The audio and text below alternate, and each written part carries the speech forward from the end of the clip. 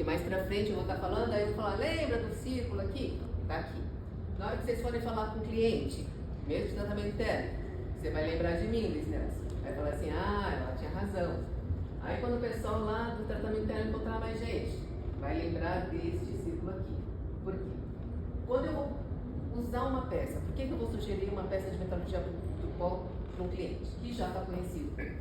Forjamento, já está conhecido com fundição, já conhece usinagem, está tudo muito. Por que eu vou mudar? Aí eu vou falar, olha, eu tenho uma tolerância melhor. Se eu comparar fundição, se eu comparar com forjamento, eu tenho uma tolerância dimensional melhor. Eu tenho um acabamento superficial melhor. Quando eu comparo um fundido com uma peça que saiu sinterizada, acabamento superficial melhor.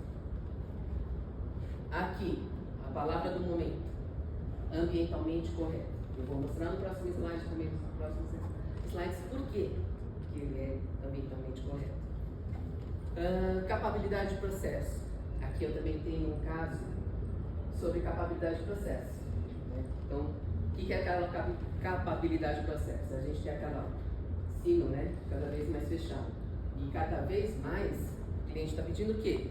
Eu quero tolerâncias menores. E eu preciso atender a capabilidade.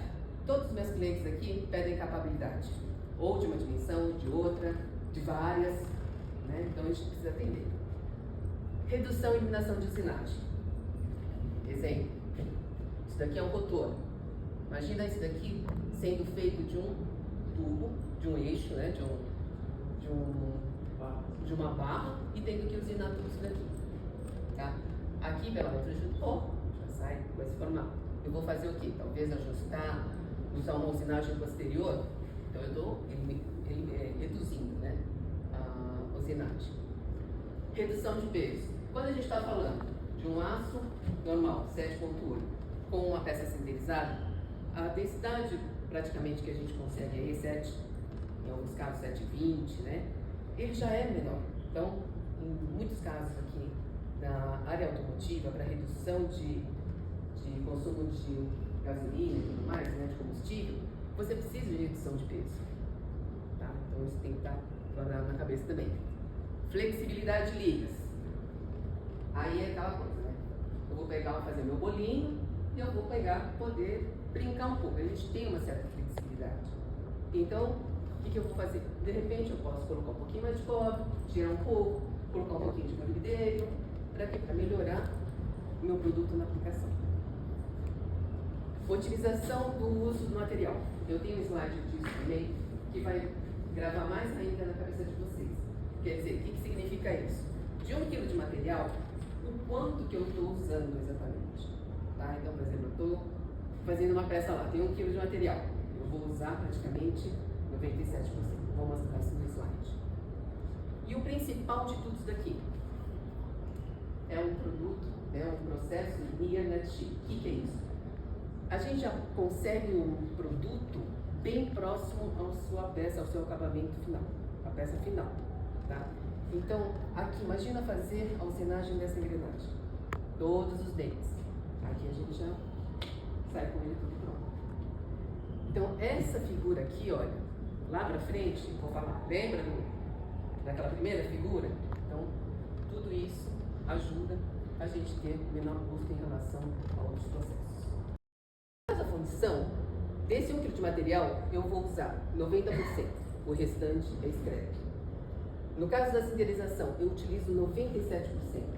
Então, vocês já podem ver aqui, ó, 97% perto dos outros processos de extrusão, forjamento e usinagem, é o que tem melhor aproveitamento.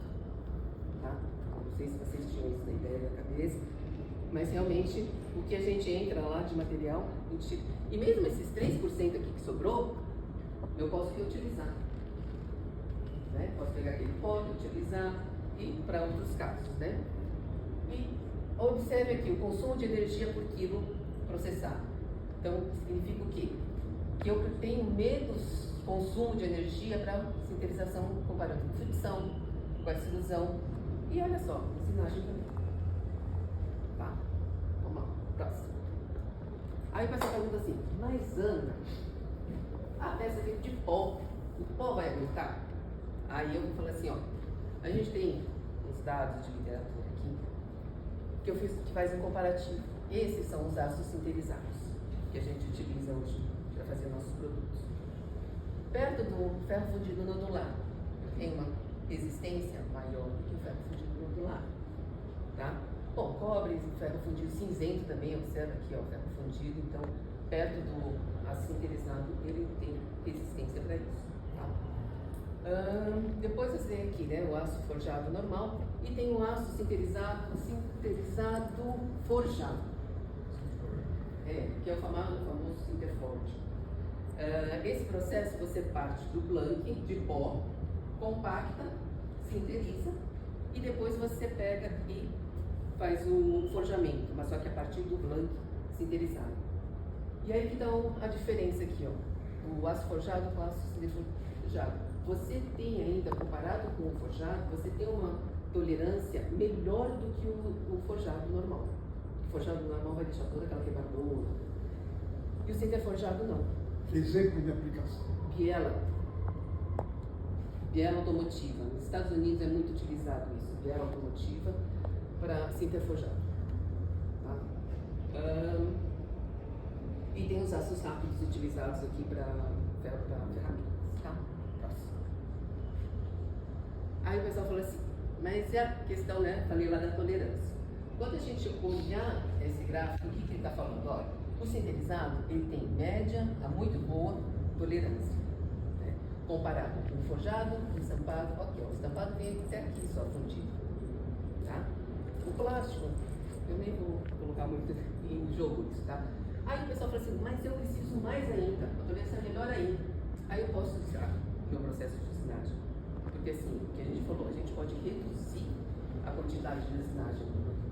Tá? Então, mesmo sinterizado, a gente utiliza muito da usinagem. Próximo. Aí, por que a gente fala que a metalurgia do pó é uma tecnologia verde? Tá? Quando a gente vai produzir esse pó de ferro aqui, 85% desse material é reciclado. Tá? Então, isso ajuda no escopo da análise de pegada de carbono. Aquilo que eu comentei, taxas de utilização de matéria-prima. Para fazer essa peça aqui com todos esses furos, com esse canal, eu não preciso fazer mais outra usinagem. Ela já sai dessa forma. Tá? E aí, assim, como a gente vê aqui nesse caso, todos esses furinhos, esses canais já saem prontos. Então, essa questão também de óleo utilizado para fazer a usinagem, depois eu tenho que tratar esse óleo para jogar no meio ambiente. Então, tudo isso conta também. Tá bom, vou usar sucata para fazer meu aço. Eu estou usando 0,60, eu tenho uma geração de 0,67 toneladas de CO2 por tonelada de peça produzida. Faz 3 anos praticamente que a gente está medindo quanto que a gente está gerando de CO2. Então, na metalurgia do pó, a gente está gerando 0,51 toneladas de CO2 por tonelada de peça. Então, esses são dados de 3 anos medidos lá na Metal Pó. Tá? Então, você tem uma ideia por que a gente está falando que a metalurgia do pó é um processo verde. Tá? Aqui é um segmento talhado que é feito por forjamento. Né? Então, ele pegou aqui, fez aqui. Aí a gente chegou lá e falou assim, putz, dá para fazer isso sintetizado? Né? A gente olhou, olha ali, então, beleza, um nível só praticamente, fácil de fazer. Quando a gente compara o processo de forjamento com o processo de sinterizado, você tem aqui no processo de forjamento 17 etapas de processo. Aí quando a gente vai para o lado sinterizado, eliminei isso, não preciso, eliminei, fiquei compactação, sinterização, recomprimi, fiz um tratamento térmico, limpei, 6 etapas de processo. Aí aqui, quanto que eu gastei de energia para fazer nesse processo? 2,84 kWh por peça. E no caso sinterizado, 1,225 kWh por peça. Então, cada vez mais isso que o João falou, que as pessoas estão falando. As montadoras, os sistemistas estão solicitando cada vez mais a redução de pegada de carbono, descarbonização. Esse caso não é um caso de autopeça, mas pode ser utilizado para autopeça, tá? Então isso tem que estar bem na cabeça da gente, porque é a utilização para um motor elétrico. E dentro do carro, acho que agora com a parte de carro elétrico, tem muitas possibilidades de utilização. Essa peça aqui utiliza um material um pouco diferente, tá? Não está naquela lista ali que eu coloquei na frente. Ele usa um material chamado Somaloy. Ele é alta pureza, tem uma camada inorgânica em volta, que ajuda na questão da permeabilidade magnética. Tá? Aí o cliente veio aqui e falou assim, olha, preciso fazer essa peça. Em conjunto também com o cliente, a gente desenvolve o melhor design para essa peça aqui, que seria para o indutor. A gente vai falar assim, ó, essa parede não pode ser muito fina, isso daqui não pode ser muito grosso desse jeito. Porque a gente tem que fazer se tornar factível na produção da metalurgia do pó. Tá? Aí chegou nesse consenso, esse motor pesava 2 kg aqui nesse ventilador, passou para meio quilo. E o mais interessante, né, que você tem uma redução aqui em peso, em quantidade de cobre, porque o regulamento modificou. Saiu disso daqui para isso daqui. E consumo de energia também. E o interessante desse caso aqui foi assim, na hora que eu estava fazendo a pesquisa tal, eu falei assim, por que esse ventilador vendia, né? Vendia muito. Era o top 1 de vendas. Mesmo sendo mais caro. Tá? Então assim, foi uma coisa muito desagradável. Você fala assim, pô, o pessoal paga mais caro para ter esse ventilador aqui, porque tem depois questão de consumo de energia mais baixo e barulho também, ruído, entendeu?